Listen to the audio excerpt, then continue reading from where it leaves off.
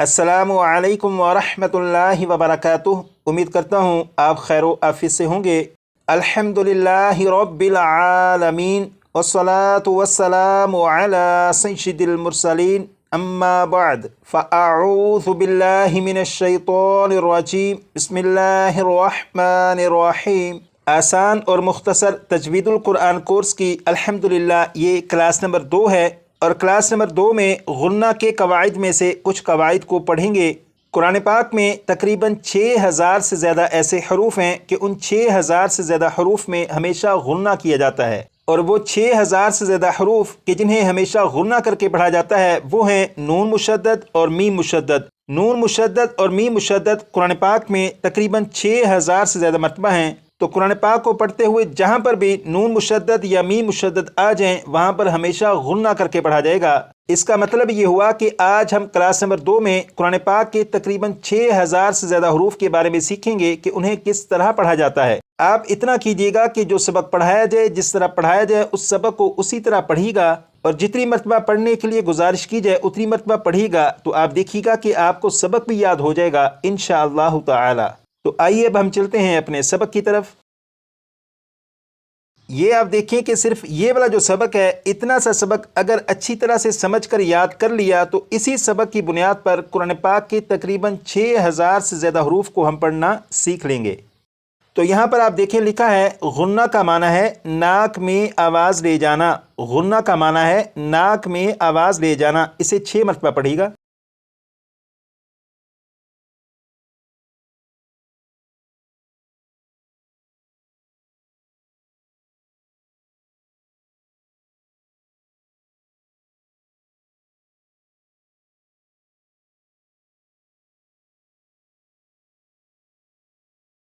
यहाँ पर लिखा है गुन्ना की मिकदार 1 अलिफ के बराबर है। गुन्ना की मिकदार 1 अलिफ के बराबर है। इसे भी 6 मरतबा।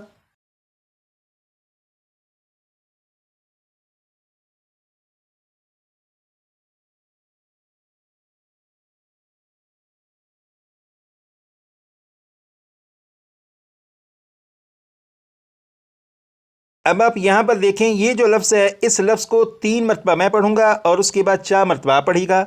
बिस्मिल्लाहिर्रहमानिर्रहीम। इन्ना इन्ना इन्ना 4 मरतबा आप पढ़िएगा।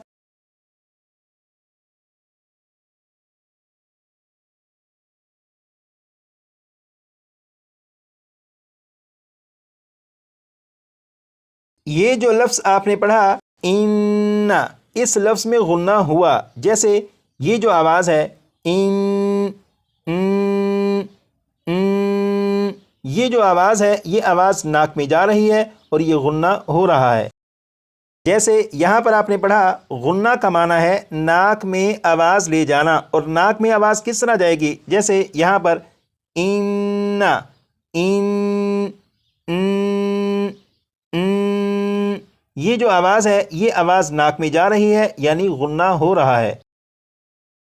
इसी तरह यहाँ पर आपने पढ़ा गुन्ना की मिकदार 1 अलिफ के बराबर है। इसका मतलब ये है इस लफ्ज़ को पढ़ते हुए जब गुन्ना करेंगे, जैसे इन्ना, तो ये जो आवाज़ है ये आवाज़ जितनी देर तक आ रही है इतनी मिकदार को 1 अलिफ की मिकदार कहेंगे। यानी गुन्ना जो करेंगे वो 1 अलिफ की मिकदार तक करेंगे, और वो इस तरह होगा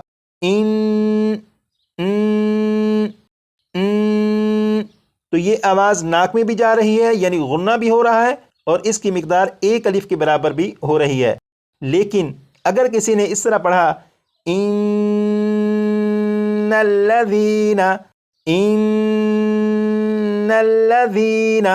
तो ये जो गुन्ना हुआ ये 1 अलिफ की मिकदार से ज़्यादा हुआ, तो इस तरह नहीं पढ़ेंगे, बल्कि गुन्ना जब करेंगे तो इसकी मिकदार 1 अलिफ के बराबर रखेंगे, और वो ये है इन्ना इन्ना। अब यहाँ पर देखें लिखा है नून मुशद्दद और मीम मुशद्दद में हमेशा गुन्ना होता है। नून मुशद्दद और मीम मुशद्दद में हमेशा गुन्ना होता है। इसे भी 6 मरतबा पढ़ेगा।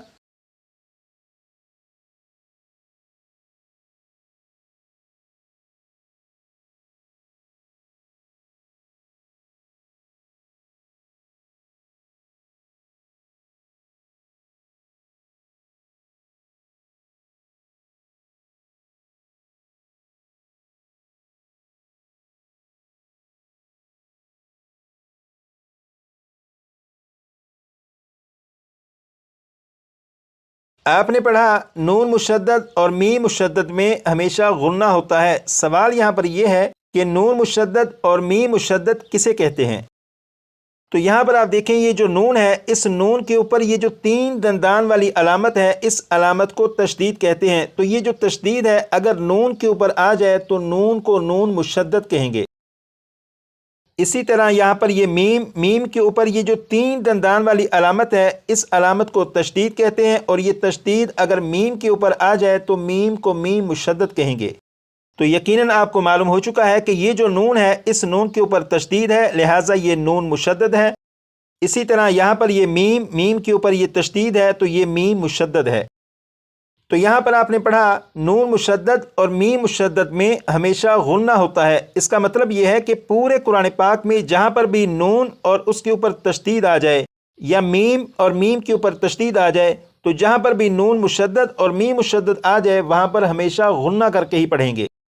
جیسے یہ جو لفظ ہے اس لفظ کو اگر پڑھیں تو اس لفظ میں کیونکہ نون مشدد ہے تو اس میں ہمیشہ غنہ کر کے پڑھیں گے، اور اسے اس طرح پڑھا جائے گا اِنَّا اِنَّا۔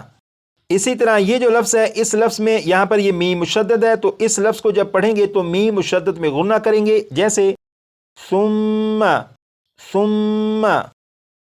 یہ جو لفظ ہے اس لفظ میں بھی یہاں پر نون مشدد ہے تو اس لفظ کو پڑھتے ہوئے جب نون کو پڑھیں گے تو غنہ کریں گے، جیسے بِأَنَّهُمْ بِأَنَّهُمْ۔ اسی طرح یہ جو لفظ ہے اس لفظ میں یہاں پر میم مشدد ہے تو میم مشدد میں غنہ کریں گے، جیسے فَأُمُّهُ فَأُمُّهُ۔ اب آپ دیکھیں کہ یہ پارہ نمبر 5 ہے، اور پارہ نمبر 5 کا یہ پہلا پیج ہے، اور اس پیج میں یہ جو بلو کلر کے نشانات ہیں یہ نون مشدد اور میم مشدد کو ظاہر کر رہے ہیں۔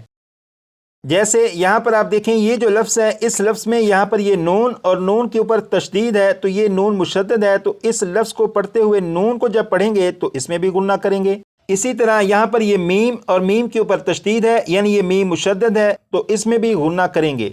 تو مکمل قرآن پاک میں جہاں جہاں پر بھی نون مشدد یا میم مشدد آ جائے وہاں پر ہمیشہ غنہ کر کے پڑھیں گے، اور قرآن پاک میں تقریباً 6000 سے زیادہ مرتبہ نون مشدد اور میم مشدد ہیں۔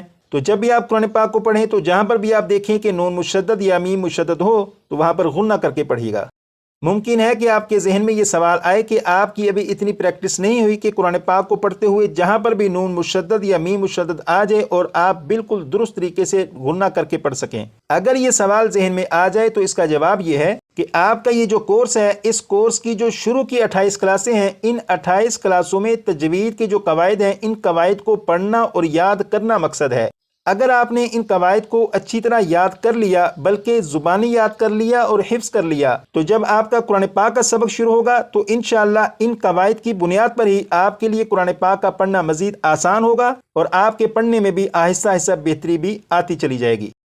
لیکن اس کے لیے ضروری ہے کہ آپ کو تجوید کے قواعد اچھی طرح یاد ہوں۔ جب تجوید کے قواعد اچھی طرح یاد ہوں گے اور پھر قرآن پاک کے سبق پر جب پہنچیں گے تو آپ کا پڑھنا بہت بہتر ہوگا، اور تجوید کے قواعد کو یاد کرنا بالکل مشکل نہیں۔ جیسے آپ دیکھیں کہ یہ جو اتنا سا آپ کا سبق ہے، اتنے سے سبق کو آپ صرف 25 سے 30 مرتبہ پڑھ دیں تو یہ سبق آپ کو یاد ہو جائے گا۔